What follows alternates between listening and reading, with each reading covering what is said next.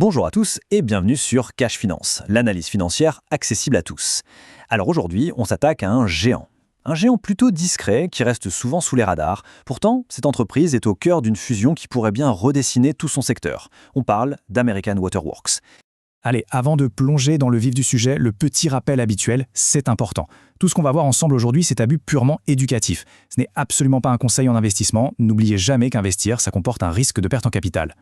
La question du jour est simple. Est-ce qu'on peut vraiment trouver un investissement avec des retours aussi stables et prévisibles que l'eau qui coule de notre robinet? Eh bien, c'est un peu la promesse que nous fait American Water Works, dont le petit nom en bourse est AWK. Ok, pour commencer et pour bien poser le décor, un seul chiffre, 140. 140 ans d'existence, oui, vous avez bien entendu. Dans le monde des affaires, c'est tout simplement une éternité. Ça en dit déjà très long sur la solidité et la résilience du modèle. Ce qui nous amène directement à notre première partie. Qui sont-ils vraiment American Water Works? C'est un acteur totalement dominant, mais qu'on connaît finalement assez peu en dehors des États-Unis. Allez, la petite fiche technique, rapide mais essentielle. Le ticker, c'est AWK et ça se passe sur le New York Stock Exchange. La capitalisation, on parle de plus de 26 milliards de dollars, donc c'est du lourd. Et le point crucial, surtout pour nous en France, l'action est éligible uniquement au compte-titre ordinaire, le CTO. Pas de PEA ici donc. Bon, on arrive au cœur du réacteur, au secret de la longévité d'AWK, son business model. Ce n'est pas une entreprise comme les autres. Imaginez un peu, vous avez un quasi-monopole, protégé par l'État, avec des barrières à l'entrée colossales. Vos prix sont garantis, et même révisés à la hausse par des régulateurs. La concurrence, quasiment inexistante. C'est ça, le modèle réglementé. C'est un avantage concurrentiel juste monstrueux. Ce beau modèle, c'est bien joli sur le papier, mais est-ce que ça se traduit dans les chiffres? Allez, on regarde ça tout de suite dans cette deuxième partie. Et vous allez voir, la régularité est impressionnante. Regardez-moi ce graphique. Pas besoin d'être un expert pour comprendre, ça ressemble à un escalier qui ne fait que monter. La croissance du bénéfice par action est d'une régularité d'horloge suisse. Année après année, l'entreprise annonce ses objectifs et elle les atteint, voire elle les dépasse. Et pour 2026, eh bien rebelote, ils anticipent encore une croissance solide.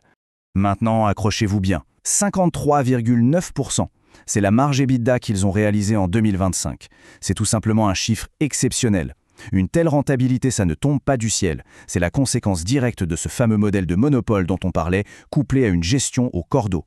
Et ce qui est génial, c'est que l'entreprise ne garde pas tout pour elle. Elle pense à ses actionnaires. Regardez, plus de 10 ans de hausse continue du dividende. Chaque année, sans faute.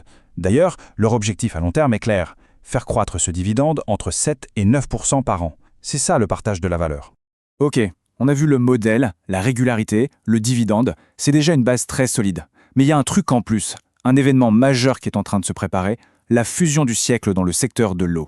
Pour bien mesurer l'ampleur du changement, un petit avant-après s'impose. On ne parle pas d'une petite acquisition, non. On parle de créer un mastodonte.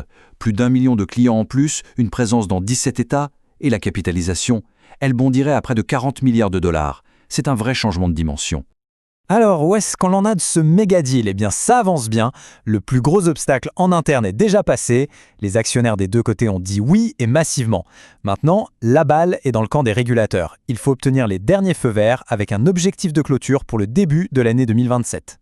Bon, tout ça c'est bien beau, mais concrètement, est-ce que cette action a sa place dans un portefeuille? Et si oui, lequel?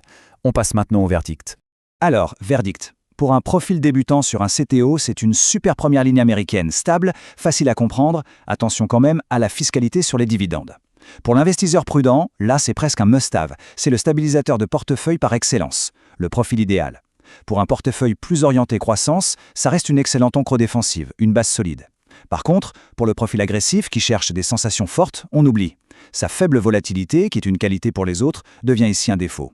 Bien sûr, aucun investissement n'est sans risque. Le principal danger ici, c'est une hausse des taux d'intérêt, ça a tendance à peser sur ce genre de valeur.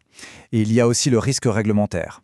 Mais en face, les opportunités sont énormes. La fusion qui crée un leader, un plan d'investissement gigantesque de 48 milliards de dollars, et le joker, une potentielle baisse des taux par la Fed qui pourrait vraiment revaloriser le titre. Cette citation résume parfaitement la philosophie. AWK, c'est ce qu'on appelle une compounder. C'est une machine à faire des petits, une machine à composer le capital, mais lentement, régulièrement, sur le très long terme. Il faut bien comprendre ça. Ce n'est pas un ticket de loto, c'est un plan d'épargne surpuissant.